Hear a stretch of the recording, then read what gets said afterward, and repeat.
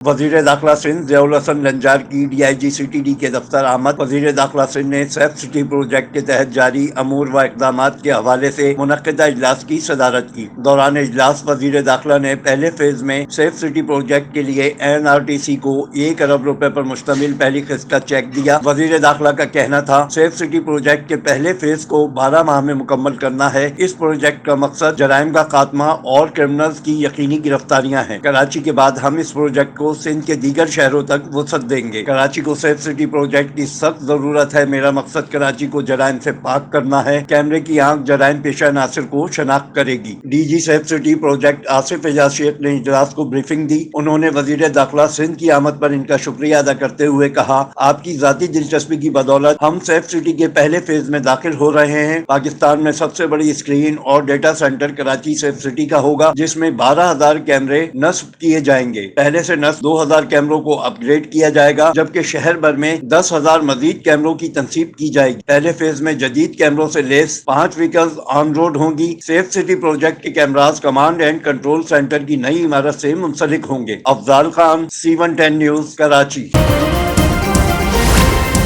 C110 news, खबर की असल खबर।